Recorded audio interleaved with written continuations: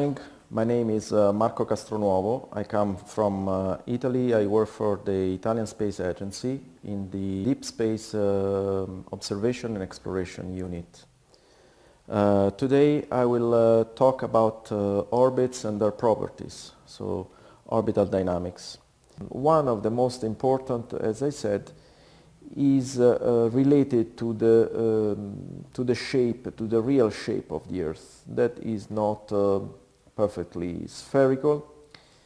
So its geopotential function can be expressed as a series of spherical harmonics.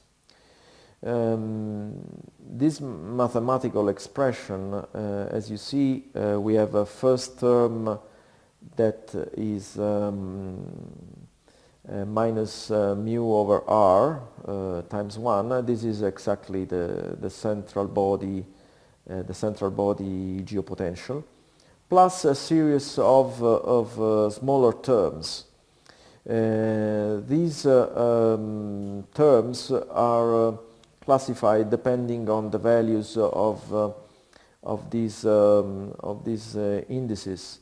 For m equals 0, we have what are called zonal harmonics. These are related to the asymmetries in mass distribution on the Earth along the parallels. So, for example, when we were talking about the oblateness of the Earth, in fact this is a zonal harmonic where you have an excess of mass around the equator and a lack of mass in correspondence of the poles.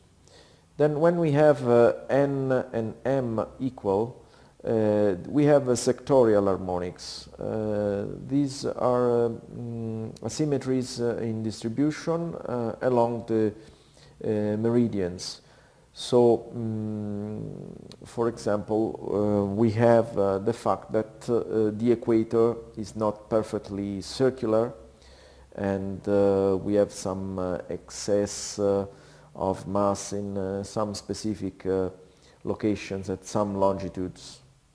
So when we have m different from 0 and m and n are different among themselves, we have what are called tessera harmonics. Tessera harmonics refer to the asymmetry in mass distribution on a regional basis. So, for example, they take into account the presence of mountains, massives, and so on. What is very important is the first harmonics, the J2 term. J2 means we have two changes in sign between the north and south pole. So this represents the equatorial bulge, as I said, and is by far the largest geopotential term. In fact, as you can see, it is about 1/1000th of the first term, the central mass term, while all the other successive harmonics are at least 3 orders of magnitude smaller. The J2 term causes two principal effects. The rotation of the right ascension of ascending node and the rotation of the argument of perigee. They rotate linearly with time with a rate that depends on the orbit and can reach the values of several degrees per day. We have here the expressions for these two variations.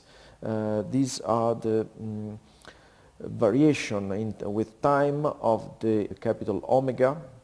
We notice the minus sign. This means that this rotation is in the opposite direction with respect to the rotation of the satellite. we see that it depends on the inclination with the cosine of the inclination. So when this quantity, the cosine of inclination, is positive, we have a rotation in the retrograde direction. Then we have the rotation of the argument of perigee that depends also on the inclination with this different expression. And we will see later what implications this has. When we have an inclination between 0 and 90 degrees, so a prograde orbit, we have a negative precession of the ascending node. So cosine I will be negative, and so we have a progression of the node. For orbits with inclination equals to 90 degrees, we have zero precession. The cosine I will be 0. While for retrograde orbits, so inclination between 90 and 180 degrees, where the cosine is negative, we have a positive precession in the direction of the motion of the satellite. So we have a special case when the precession rate equals the rotation of the apparent rotation of the Sun around the Earth, that is about approximately 1 degree per day. In that case, the orbit maintains its geometry with respect to the Sun, and this particular case is known as a sun-synchronous orbit. Also, we have some secondary effects due to non-spherical mass distribution, but these are mostly periodical changes in the shape of the orbit, so they have a zero mean on the long duration. So these effects of the higher harmonics are usually small, but in certain circumstances these small effects can build up into some non-negligible effects. For example, in geosynchronous orbits, where a satellite remains for a long time over one location on the Earth, there is an effect that builds up and pulls the satellite in an east-west direction, depending on the initial longitude. So considering only the effect of J2, we have this satellite orbiting the Earth, two vectors. One is the satellite line of nodes, and the other one is the perigee.